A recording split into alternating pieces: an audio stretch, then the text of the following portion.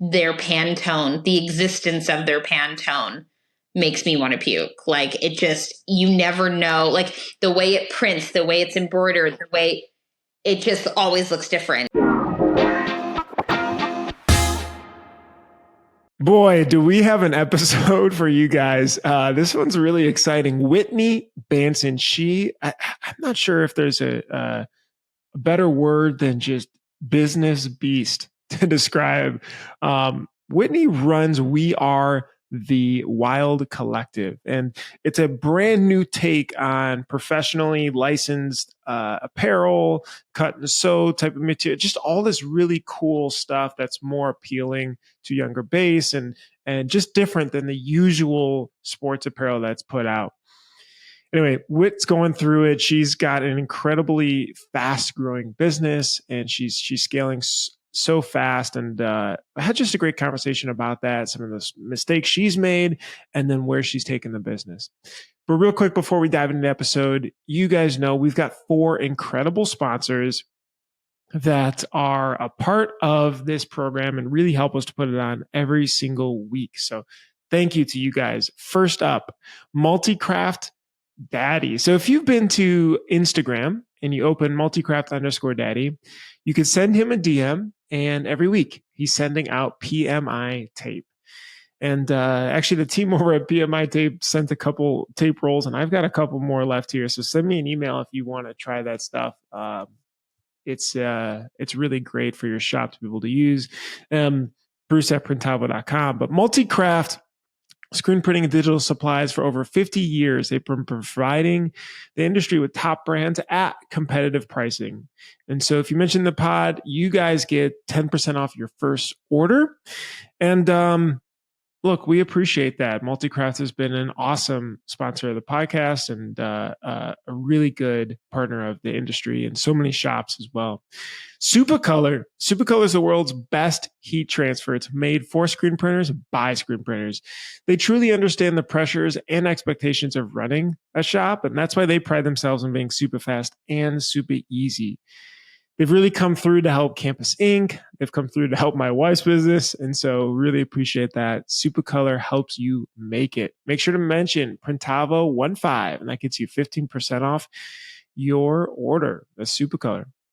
Easy Way. You shouldn't be spending all day cleaning dirty screens, and you know it. Easy Way's line of environmentally conscious chemicals will get the job done faster, more efficiently, and cost you the fraction of the cost per screen. 701 and 842 are Campus Inc.'s favorite Easy Way chemicals to clean up dirty screens. And not just that, but they're also another partner for you. You know, the how-tos, the best practices, the questions. Easy Way's team is there. They work with 100 plus distributors, and they're your partner in success. Graphic Source, last but not least, if you need a solution to improve efficiency and reduce costs in your art department, GraphX Source offers industry-leading outsourcing options to be able to help your shop. Mention Printavo Pod 24. That gets you 50% off your first factory SEP or digitizing order. That's Printavo Pod 24. Graphic Source handles SEPs, mockups, creative art, order management, digitizing, all that good back office admin stuff. And they've been around for 30 plus years. So it's Printavo Pod 24. All right, let's jump on into the episode. I haven't met yet. This is crazy. Like, we play in the same space and the stuff you do is insane. We should, Bruce is recording already. Yeah, we're live. We always like to just click record because the best conversations come out at the beginning of the episode. Yeah, I could totally see that. So Whit, you're in Vegas, right? Yeah. Gotcha. And I guess Bruce, y'all connected on LinkedIn? Yeah. So JP Hunt over at Inksoft was like, hey, you got to chat with Whit. She's doing some really cool stuff. He's a big Phoenix Suns fan, and I think that's probably how he saw your stuff. If you go to Whitney Bansin on LinkedIn, I think that's where I was getting really impressed by what's going on here. So there's like taking and you're going to have to correct everything I'm saying to make it better, but taking the sort of old school designs of NFL, NBA, NFL, NHL, MLB, all of the pro leagues, and just making them really cool. I mean, just like modernized kind of streetwear vibe, different cuts, just totally unique compared to what people can get now. And then on top of that, I saw these really big partnerships with looks like Fanatics and retail in the stadiums. And then we had to reschedule, and you're like, yeah, I'm going to the game tonight. So I'm like, okay, yeah, I mean, what's plugged in here? And so there's a lot there. The photography is so professional. It's clear the business is really growing, and we were just excited to dive in and learn a lot more. So first of all, hats off for being able to do this for, it seems like almost 10 years in growing this business. And we're pumped to have you here. Actually, it has not been 10 years. It has been almost 4. Wow, wait, that's it? Okay. Yeah. So Where did I it's get that from? been a very fast moving train. So I've been in apparel for about 7.5 years, about 8. I actually started getting into apparel right before I was pregnant with my daughter. So my daughter's about to turn 9. So yeah, we're right around like the 4-year mark. There was a little COVID in there, so I'm sure. So there's a few months that I think are unaccounted for in terms of COVID. But yeah, so it's been very fast moving since the beginning.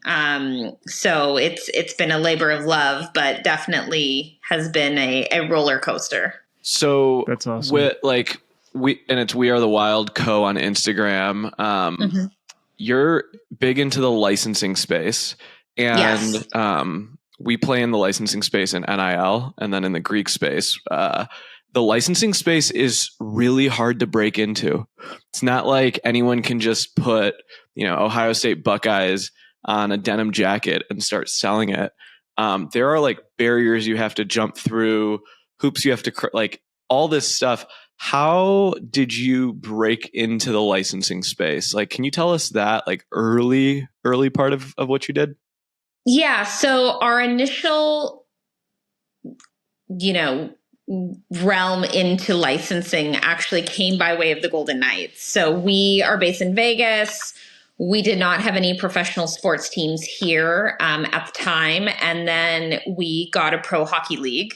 And that really catapulted our brand into the space. And it wasn't even a space I was really looking to, dive deep into, that I was, thought was going to turn into this, what it is today. Like I had no clue the path that this would take me on.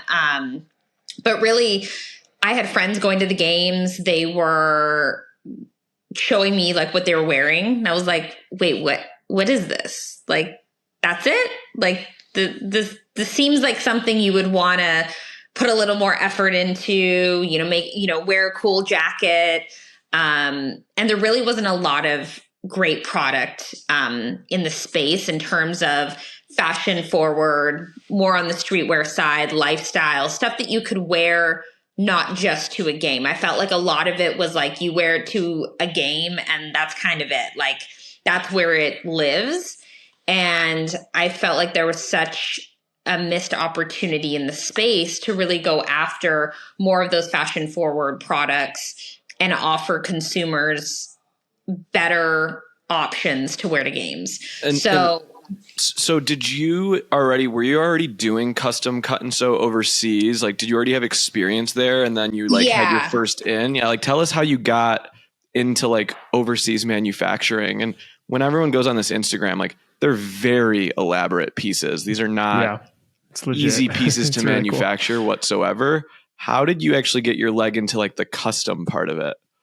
We were actually doing a lot of custom cut and sew pieces for the hotels on the strip. So like Caesars Entertainment, MGM, it kind of led us down this path of like, well, what could we do for them that would complement their Golden Knights merchandise? So like they had hockey jerseys, they had, the t-shirts with the prints on them, but how could we create more unique pieces that they could then merchandise next to the jerseys and the tees and so forth to really create more of like a collection, right? Because they were finding that their consumer and their customer was looking for more elaborate pieces. They didn't just want a t-shirt. They wanted, a really cool gold jacket to wear to the game. So we actually started creating products that had no logos on them whatsoever. So we created this like gold sequin jacket that kind of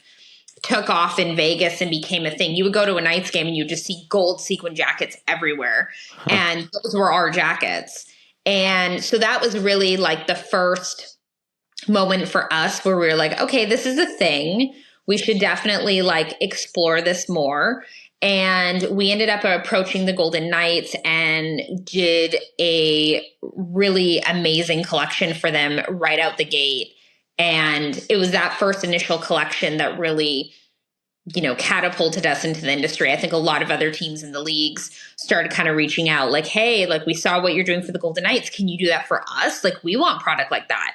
And so sure enough, it, spread like wildfire and we were able to start locking up licenses across the various leagues. Obviously we did have COVID in there. So we did have some downtime where we, had to shift a bit until everything was back up and running. But once the world kind of came back from COVID, we were able to just hit the ground running and had this amazing, vision of where we could take the brand. And so even like you were mentioning Ohio State came to us. We weren't actually seeking Ohio State. We weren't looking to jump into college. That wasn't even, to be honest with you, it wasn't even on our radar. We were so honed in on Major League that it just wasn't something we were really thinking about. So we were in these unique opportunities where a lot of these, licensed entities started coming to us requesting product because they had seen us do something for someone else, or they had seen us do something for a different league. And so we just got really lucky that what we were doing in the space was so unique. It was garnering a lot of attention. And so everyone kind of understands the way like licensing works in the pro leagues. There's like the NBA, NFL, NHL, like Players Association, like you have to go and like get approved. But unless you have something super special to offer, they're not just going to approve you. Right. And so Correct. What I'm hearing is you kind of created this white space out of something that didn't exist. Right. And if you want to get into licensing now, the barriers to entry are so high because the market's saturated with all the typical stuff. So you really had to go in with an angle, which is like really, really interesting because we're in the licensing space and it's like a never ending battle. I'm curious, like, what about you actually talking to manufacturers? Like, how did you get experience talking to people in Bangladesh and Pakistan and China and like bringing product in? And like, that's like another world over there. How did you get good at that? Can you walk us through that a little bit? Yeah, I mean, to be honest with you, I think it's an ever evolving learning process. I think that in the beginning, honestly, I had no choice but to just, bootstrap it and kind of figure it out. We made a lot of mistakes. We, didn't ask certain questions maybe we should have been asking. But I think in those moments are kind of where you learn and where you grow and you get better. So the learning process was definitely it was a learning curve for sure. But now the way that, we've developed the brand, my husband actually came on board with us full time about a year and a half ago now. And he's actually kind of taken on a huge role in the sourcing area of the company. And honestly, you just immerse yourself in it and throw yourself in it. And he's literally went from being a director of corporate sales to sourcing and working with these factories and understanding the language and how to articulate certain things. Our big thing was always like showing images, showing photos, being as detailed as possible so that the factories understood what it is we were looking for, what it is we wanted. We just became very detailed, and that definitely helped us along the path. But we just were great. We were lucky that we found great partners, in the journey, and we had a sourcing partner that we were working with. So they, helped us out a lot in the beginning and, helped spearhead some of the stuff that like we just honestly had no clue about. But now we do feel like we're in a position where, we've learned so much that, sky's the limit on where we can kind of take the brand and how we can build it from here. I think in a short amount of time, we've been able to really build that foundation for, being one of the top brands in the space. I mean, we now are that brand. Like when you go into some of these stadiums, it's Nike and then it's the Wild Collective. But so to even be in that space is crazy. Even like I'm looking at a lot of the apparel. I mean, there's a lot of details here. I mean, you got embroidery and screen printing and patches and like literally sewn in to fabric sublimation, all this stuff. I'm assuming you're like, even now, is it, your team is designers and it's working on, and then it's like working with the manufacturers of, hey, this is what it's supposed to look like and everything. And then they're sending samples back that way. And you guys are just like design and marketing, geniuses on your end. Well, I'm not going to lie. We get samples in every day to the point where at some days, like we could get 14 samples in one day. And all those samples have to be looked through. They have to be specced out. We got to go through all the, colors and Pantones and embroidery stitches and where is the logo positioned and is it in the correct spot and all of the things. I mean, it's definitely a big undertaking, especially taking on, an entire league when there's, say, 32 teams and you're doing product for 30 of them. Right. It's definitely a process. I mean, But you've got to have a design team, though, right? Like, who's the creative genius behind it? Yeah, right. Who's the creative genius? Is that you? So I definitely spearhead the brand in terms of where I believe we need to position ourselves, the trends we need to be following, the trends I don't want to follow. We really are honed in on making sure that if you walk in a stadium and you see our product, we want to make sure that it looks very different than any of the product in the store. So, perfect example of that is we created a whole collection for the Formula One Las Vegas Grand Prix. And there were all these pieces that we created were custom pieces we did for the Grand Prix. So they had the Grand Prix logo on them. We had people reaching out to us across the board. Everyone knew it was Wild Collective. Everyone knew it was us who was behind it because we've developed this aesthetic within the industry. Right. And they've seen similar pieces around. So, we were getting hit up. How can I get this jacket? Where can I find this? And, our pieces are worn by a lot of celebrities, a lot of influencers. So you start to see that like kind of spread throughout social media. And so, we kind of pride ourselves on being that unique touch point for the consumer in terms of creating a more like elevated, curated product. Gotcha. So then, okay, let's talk about like the distribution of it. So correct me if I'm wrong, but you create this whole collection, call it for like the NHL. You have all these lookbooks, samples, right? There's a licensing tailgate trade show in January, right? Or I don't know if y'all are going to be there or not. The buyers. Yeah, we will. Yes, absolutely. We'll be there too. The buyers will come from all these teams, right? Or these different retail stores, and they'll start placing their POs.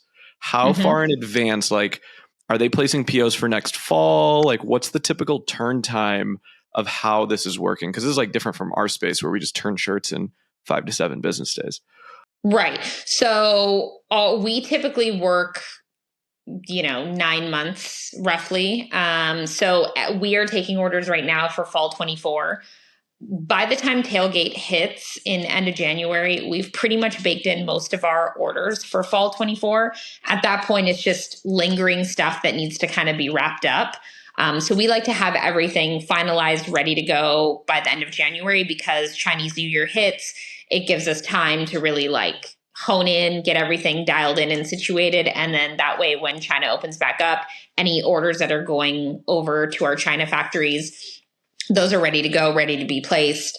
So tailgate is a little bit more of wrap up for us, really December. So right now, this time frame is when we're starting to see all the POs starting to flow in for fall 24. But we're typically 9 months, but we do a lot of fast, quick turn stuff. So like, there's a Bulls sweater that we just did for them. And the factory turned it in like 3.5, 4 weeks. Wow. So we do have some quicker turns on some pieces. And depending what it is we're doing, we'll air in product if we need to. We'll do whatever we got to do. But minimums, right? Like when a buyer's coming to buy, they're basically buying for their whole season, right? Mm-hmm. And so they're like, what is a typical minimum that you would, is it like in the thousands, hundreds? Like, so we typically do like 144s to 300 on most pieces. So just depending what it is, if we have to like custom dye something or if it's a special fabric, anything like that. But I mean, we try and keep the minimums low in the sense where we're able to offer these curated exclusive pieces. Because there are a lot of teams out there that, need to hit a smaller min in order for them to like build out a collection. You have some teams obviously that you don't have any issues with, like the Houston Astros are a perfect example. Houston Astros, I'm never worried about. They could order a trash bag and put the Astros on it and it'll sell out. Like that is just the brand of the Houston Astros. But not every team has that luxury, but definitely, you have those top teams that, they can put anything on anything and it sells. It feels like you got pulled because of your unique stance in like creating that blue ocean. You really got pulled into this space and didn't have to go out and do like business dev team to team to team. I mean, like if that's right, then how does your business structure work now behind the scenes? Like, is it an account manager to one team, a designer with one team, or is it like you're spread out across? Because there's so many teams across all of these leagues. Like, how does that all roll up to you? So as the CEO, I touch everything. So I'm involved in every conversation. I see every PO. I'm involved in payables and receivables and all the things. So I touch every aspect of the company. And a lot of the relationships with a lot of these teams are actually very direct. So like, if the Miami Dolphins need something, they call my cell phone, right? Like the Knicks need something, they're texting me, hey, Whit, we need this. We have a lot of direct relationships that have allowed us to really build and grow the brand. And they have put a lot of trust in us to deliver. They know that like, if I say I'm going to get it there on time, it's going to get there. They know the quality and what they're getting from our brand. So especially when last minute stuff happens, we are typically most teams' first phone call. So yeah, if I'm hearing correctly too, there's like you are I see one person, I'm looking at the LinkedIn people side. It's like one person's a production manager, another person maybe, oh no, that's a different company. So it's like very profitable. So you're doing everything. I'm not doing everything. We have a head designer. His name is Jason. He's amazing. He does everything you've ever seen from us is pretty much Jason. He is a mastermind when it comes to design. He hand sketches all of our graphics and everything. He's just amazing. I've told him a million times he's never leaving me. I don't think I would ever let him leave. I also don't want anyone to know about him because I don't want anyone to try and poach him. We'll bleep out it. We'll bleep out his name. Yeah. But we have a great relationship. We've been working together, a long time now, and there's a lot of trust built there. So I can easily two say people, to him, but like I guess there's myself, there's Jason, my husband is the CEO of the company. And then we have Kristen, who is our production manager, and then we have Kelly, who is our director of operations. And then we also have Hannah. She has recently come on board and is actually moving to Vegas. So that's very exciting for us. And she's handling like all things like production and design and tech packs and all of the things. And then we have a lot of independent contractors. So we have a full social team that's all independent. I have someone who does all of our ad buys. That's all independent. So like we are a small team, but we have a large network of people that are intertwined with the brand. So you keep your team tight, but you rely on agencies to help you with your social, with now what about like the sales network? There are a lot of companies in the licensing space, and licensing is super old school. Like there's independent reps, right? That like carry different brands. Do you use reps that carry, or do you go direct to retailers?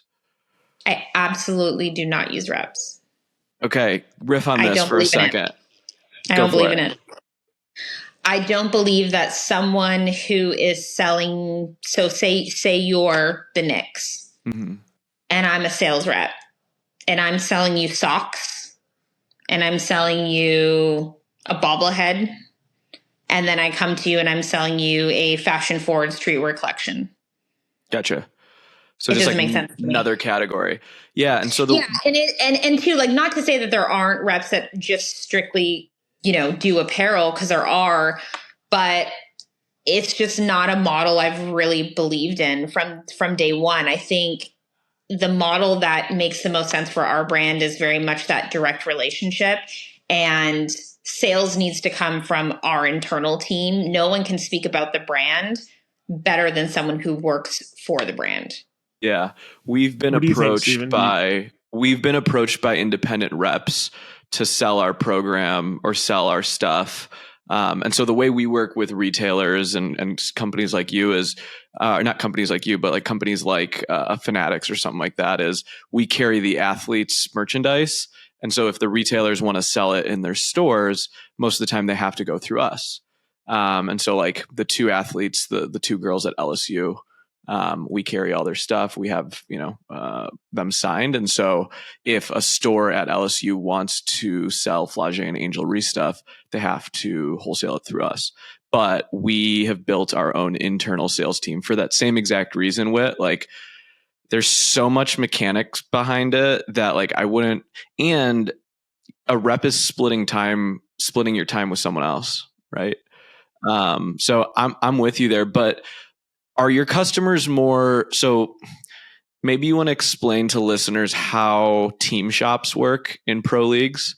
Like, is it Fanatics buying from you? Can you maybe talk about a little bit of how those relationships all work? Because a lot of people don't quite know that. Yeah, I mean, and every league is very different, right? Right. So like you have some leagues that are very heavy in one business model, and then other leagues that are sporadic. So like if you're talking about the NFL, for instance, NFL Shop is controlled by Fanatics. So you would do all your orders through Fanatics and their e-com buying department. But then they also run, I don't know what percentage of the league they run now, but I mean, I think, yeah, in Venue, they're running 12 teams, 10, 12 teams. And then you also have some teams ran by a concessionaire. So you'll have Delaware North, you'll have Aramark. You'll also have teams that are ran by their own internal teams. So for instance, the Raiders, they have their own retail team that does all their buying. Same with, who's another team that has their own retail buying? The Packers, another example. Like they have their own retail team. So there's a lot of different mixes in play in terms of when you're getting product into stadium, who's the purchaser, right? It could be a Fanatics, it could be an Aramark or Delaware North, or it could be the team directly. So it's a very unique landscape depending on what league it is. But typically, you'll go directly to those buying teams, whether it is on Fanatics side, and that Fanatics buyer might have 7 teams under their direction, right? So you could work with that one buyer on 7 different teams.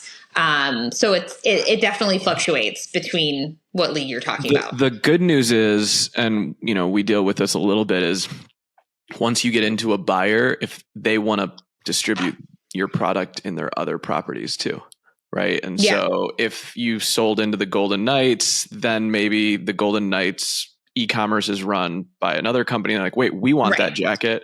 Wait, by the way, I run 8 other NHL teams. Can we get this? So it kind of like, there's a kind of a ripple effect. Which I think allows us to operate without needing a sales rep too, because like you can kind of hit one buyer and lock up 7 teams and then move on to the next. And that buyer maybe has 4 teams. And then, by the time you've hit a couple of these people, you're typically like 70% of that league you kind of have covered.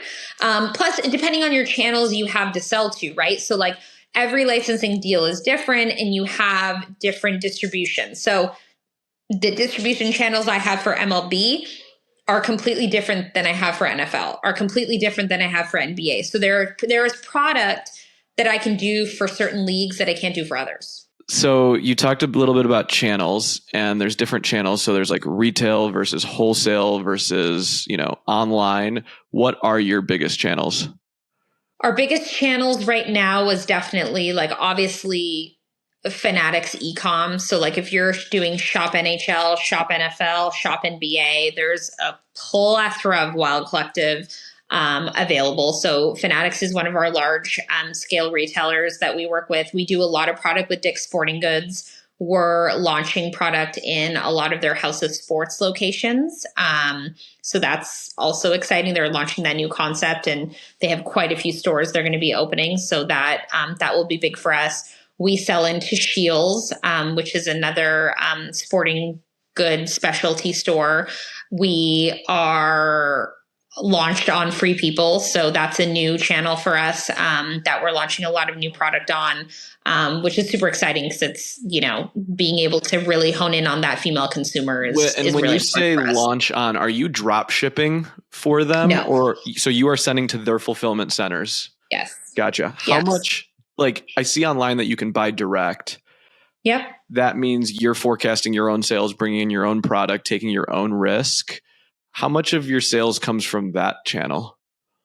Our e-commerce site probably is about 20% of our sales currently, and that will continue to grow. We're definitely putting a lot behind our e-com and creating a very unique space for the consumer to come and find curated product. We also will start to carry product on our website that you can't find anywhere else. So we will be able to offer some more exclusive pieces that aren't even in stadium or aren't online anywhere else. That way we're really driving that purchase touch point. Gotcha. Because it's, when you start selling direct and wholesale, you're taking your own risk, right? It's easy to do wholesale because they place the POs, you deliver them.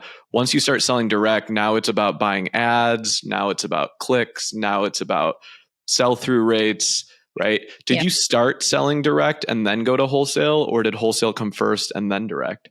Wholesale definitely came first and then direct to consumer followed. I think every brand really needs a direct to consumer at some level, right? Like I think it's important for a consumer to be able to go into stadium, see product, and then be able to also see it online or shop another team online. Like you need to be able to direct these consumers to various ways to interact with your brand. I think that's really important.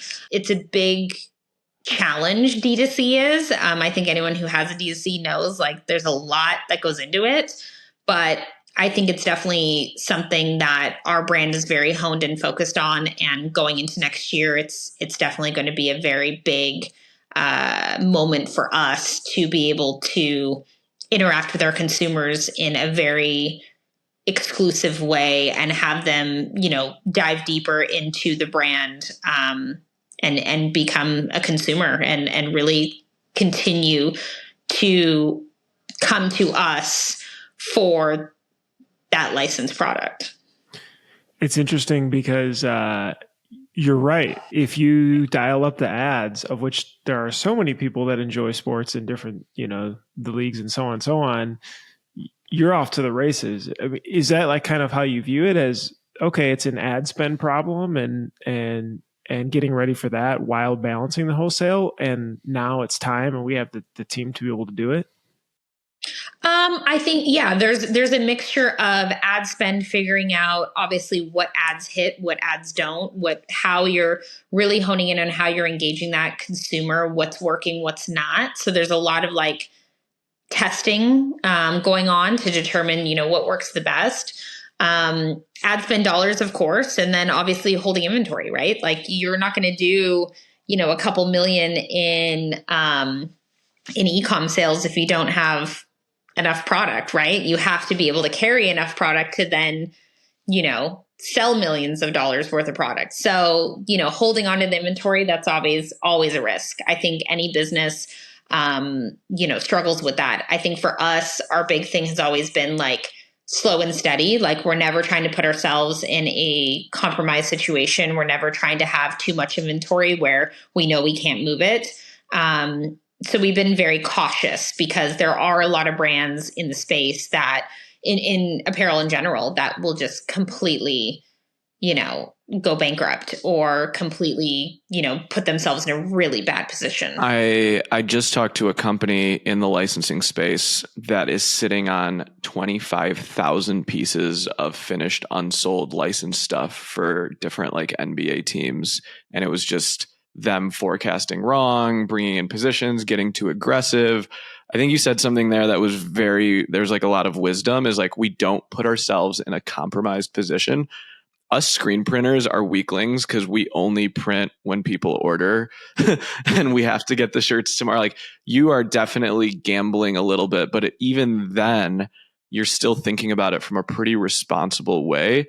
Do you, when you started getting into D2C, like, did you have any experts kind of helping you on like, hey, this is how to forecast it. This is how much to bring in, because like next thing you know, you could be sitting on a warehouse. Stephen, by the way, Whit has gone through the warehousing in-house, 3PL, in-house, hybrid. I mean, he could be your advisor. Yeah, I mean, money saved. We've done all the things in terms of warehousing. Obviously, 3PLs are a lot. It's a lot of moving parts. There's a lot that goes into it. To answer your question on, these inventory positions and so forth, we never consulted with anyone. It was just us trying to be smart about how we ordered. So we switched our model a bit. I think not this year, but the year before, our model was very different. We were kind of more honed in on top teams. Whereas the model we've shifted into is more carrying a ton of product across a lot of teams. So instead of going super deep into X, Y, Z, we've broadened it so that, the consumer who is looking for, the Jacksonville Jaguars is a perfect example. We brought in a couple pieces for them this season on our site and they've all sold out. And not something I would have expected. Like I would have expected maybe the Bengals product to sell out first, right? Or like one of these other top teams. But I think too, some of these teams are maybe a little underserved. And so because of that, you're seeing that uptick of people wanting good product because maybe they feel like there's not enough product out there. So I think broadening across a lot of teams has been our strength this year. Someone gave me some advice once that says you'd rather be sold out of a product than be sitting on a ton of it. And I was just 100%.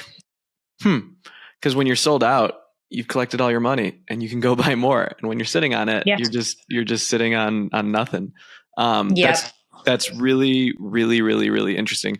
Have you, do you sell on Amazon at all? Have you ever dabbled in that space, or are you like, we're kind of too high end? We actually do sell some college product on Amazon. We do have some Ohio State product on there. And we're kind of working through what that looks like, in terms of, moving forward. I know, Amazon has launched a, fan shop now. They're like really going hardcore into sports. So it's definitely something we see in the future. But at the moment, it's something we're just kind of like building upon. Yeah, we're starting to mess with it. It's the Wild West. It's nuts. It's definitely the Wild West. What are you selling on there? NIL stuff? I can't disclose right now, Bruce. I'm sorry. Bruce just likes to dig at, because then fanatics will get mad or something. Sorry, fanatics. What mistakes have you made? Like, you've definitely paved this road for yourself, but where are your like battle wounds a little bit? Could you tell us any? Mm. Or would that be a whole nother episode? Battle wounds. I think my biggest thing in general has just always been like, I've kind of been that person who like, I can do it all. I'm like a lone wolf in that aspect. So there were a couple years there where it was really just like me and Jason pretty hunkered down. And I think I probably took on way too much. Like there were a couple years there where it was quite intense. Amount of pressure. So I think my biggest thing that I've learned is just like really like asking for help when I need it, knowing when, you know, I need to cut things off, or I need to take a break, or I'm not going to get to those emails tonight because I just need a mental shutdown. I think mental health is the biggest thing. I think that's probably the biggest thing that I've learned across this journey is just understanding my state of being and like being vocal about it. So like being vocal to my team, being vocal to my husband, being vocal to my family, about like running a business of this size and this scale, and us being on our growth stage right now. Like it's a lot, and it doesn't ever turn off. And so, you know, my biggest thing is making sure that my mind is right so that I can continue this path, because I don't want to end up in a position where like I just throw my hands up and I'm like, I'm done. Like I can't continue this, right? So I think it's important to have the self-awareness of where you stand. Like last night, for instance, is a perfect example. Like just last night, I had a bunch of emails I hadn't gotten to because I had calls. We literally had calls every hour on the hour yesterday. So I was talking for probably 7 hours straight. Remember those well. Yeah. Yeah. And, you know, at the end of the day, I just like, I don't want to talk to anybody. I don't want to talk to anyone. And you know what? We watched a movie and I went to bed, and I'll kick back up on those emails today. Like the world's not on fire. No one's dying. I'm not solving cancer here. Like this is just, you know, Steven like says it's just t-shirts. They're just like, t-shirts. You have to have that moment of just understanding that like, it's okay. It's okay to not respond to that one email. I've had to use that line when I've messed up some really big orders. Like, you know, everyone's safe. That's what's important here. Well, and I think too, you know, we've definitely messed up our fair share of orders. And we're dealing with a lot of like interesting Pantones across a lot of these teams, which like there are certain teams that like their Pantone, the existence of their Pantone makes me want to puke. Like it just, you never know, like the way it prints, the way it's embroidered, the way it just always looks different. And so like really honing in on being okay with the fact that it's not always going to be 1000% perfect. Yeah, like I've totally been there. I've had a jacket where I was so honed in on how the back looked that I wasn't as focused on that front logo, and approved it. And, you know, we had to eat it because that front logo was wrong. Mark Cuban's an investor at Campus Inc. And so he emailed me and said, can you make us football jerseys? And I was like, yeah, sure. No problem.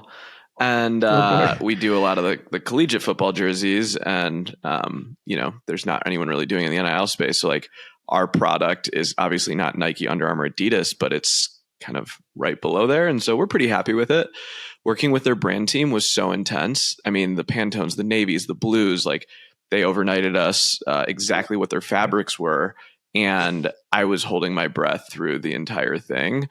And it was a little frustrating because they like, if you're not a decorator, you don't know. Like you're just like, yeah, that's what the Pantone has to be. Nope, it's slightly off. And as a decorator, you're like, I can't get it any freaking closer. It's just not going to go. And no one's going to notice. And some of these brands are like so intense that working with them is really, really, really, really tough. So kudos to you for being able to do that. Yeah, there are some of these Pantones that I'm just like, why? What's the worst one?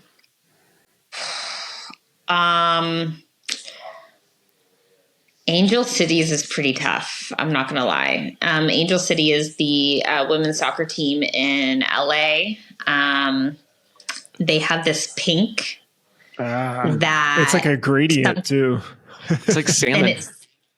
And it sometimes goes bubblegum. Sometimes it goes salmon. Sometimes it goes like a creamy pink. Like it's a tough one. It's pink. That pink tone's really tough. Vikings purple is very tough because purple can go a million directions, whether it has, more red or more blue in it. What's another one? There's another one that we always this joke Angel about. City logo is this Angel City one's awful. I mean, it's cool, but like, oof, even trying to screen print that looks awful. Like, oof. Yeah, it looks different every time you do it, right? Like it's just really trying to keep the consistency. So like we will have strike offs that we've done previously and we'll use those to then match back to, because it's like you're trying to keep things as consistent as possible. But it's difficult. It's super difficult to nail. There's also this MLS team, Nashville SC. They have like an electric yellow, and I wouldn't call it navy, but it's like a navy dark purple. So sometimes you do it and it looks purple, and other times you do it and it looks blue, and you're like unsure of like the tone of how, and that's where like environment could have affected it when it was actually sublimating, right? Like temperature, all those different things, inks, dyes, all that good stuff. Okay. Worst overnight story of how you had to overnight a shipment. I'm sure you have one. We had for background, we had a friend who's a big shop in Chicago, and they work with a lot. They're like you, but kind of on the musician band space. And they had to charter a private jet, fill it up with boxes, and ship it to the tour destination to be able to get it to them on time. It was like order comes in at 4 p.m., needed by 8 p.m. type of situation. That was the only way to do it. So this end of like, I would say like October, November, we aired in a ton of product. We had no choice because these teams just needed stuff last minute, and that was really the only option. So we had probably 7 or 8 shipments at once, all being aired in. And like, it was just like tracking. Did it land yet? Did it get cleared? Can we move it? Where's the truck? Is it getting here? All this stuff. And it's super stressful. I would say the coolest situation, I'm going to go back to the Houston Astros. So we had, they wanted this jacket. They had won the World Series. They wanted to do this World Series jacket for when the season kicked back up, and they wanted it in hand, ready to go before opening a season. And, I said to them, I was like, dude, this is a really fast turn time. Like, I don't know that we can physically make this happen. And then obviously when you air stuff in, it's not as quick. Like, it's quick, but like you still have, it can sometimes be up to 7 days depending. Got a plane ticket, but it's still got to move. Yeah. Yeah. It's got to get down. It's got to get trucked. It's got to, all the things. So I told them, I was like, I just don't feel confident in this getting to you on time. And the Astros were like, well, where's it coming from? And so I told them the port and everything. And they're like, that's okay. We'll just send our plane to get it. And I was like, wait, what? And they're like, we have planes. We'll just send one of the planes to go get it. So the owner of the Houston Astros also owns Crane, which is one of the largest logistics shipping companies in the world. Yeah. They're what, 7? And so they just picked up the phone, they ordered a jet, and they picked it up. Wouldn't that be great if all our customers could do that? That's incredible. Yeah, so that was one of those moments where I'm just like, no one can kind of like, you hear stories like that and you're like, if you want it that bad, you'll make it happen. Like the Astros, it wasn't even like, they didn't even blink. It was like, no, let's go pick it up. That's amazing. So they flew to China and picked it up from our factory. Wow. That's insane. That's a pretty awesome story. Wow. By the way, just a quick quote from Jim Crane's Wikipedia, because I had to look this up. 1980, borrowed $10,000 from his sister to start an air freight company. And then, fast forward 40 years. The rest is history. Yeah. So in this space is pretty interesting. There's like big acquisitions happening, right? Like Mitchell and Ness was bought, by Fanatics. Like, what's the plan? What's the exit strategy? Are you thinking about that? Is it too early? Do you want to? Are you hearing rumors? Where are you getting this from? What sparked this this question? Aren't we always on this pursuit? So I'm just curious. Like, is there do you think about that stuff often? Is that part of your plan? I think. So we've been approached by a few different entities. I think for us, it's really important that whatever deal we end up doing at whatever point that is, it's with the right partner.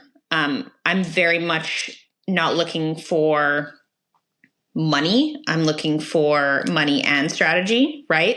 So for us to grow and scale to the level we believe we can get to, it requires a lot of strategy and a lot of, we've done this before. We know what we're doing. We know how to do this. We know how to move.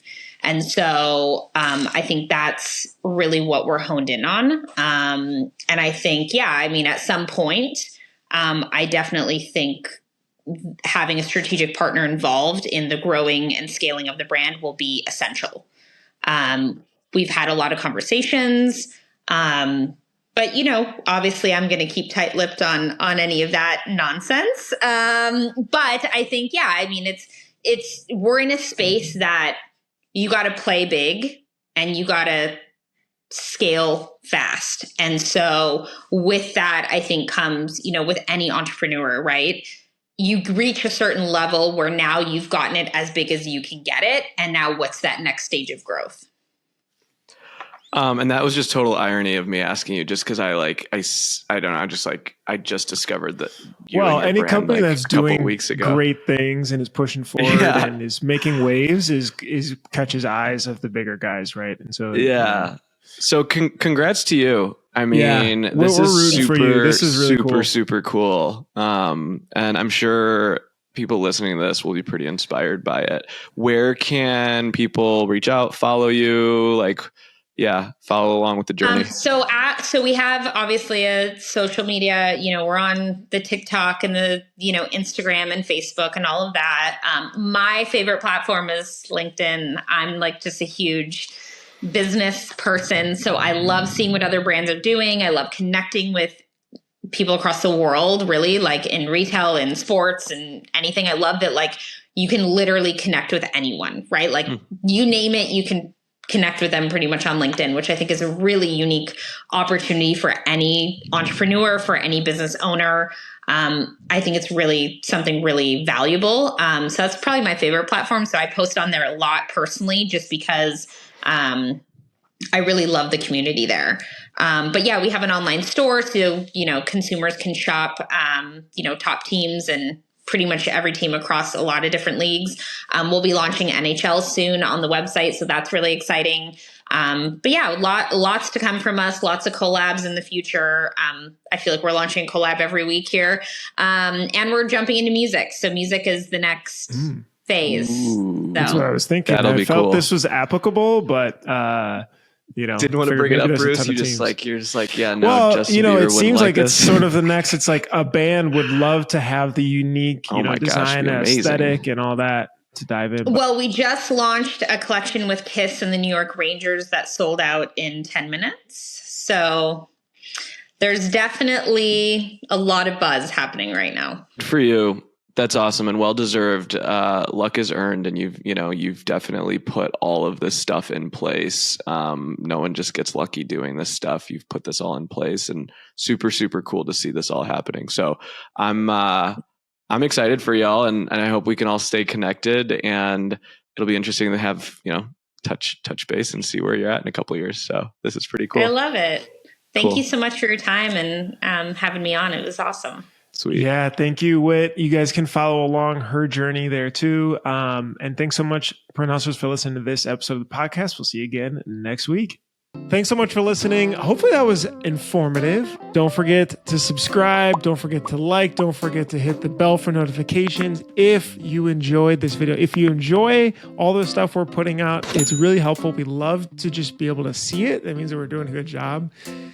To subscribe, hit the bell for notifications, and hit the like button. And I'll see you in the next episode. Bye.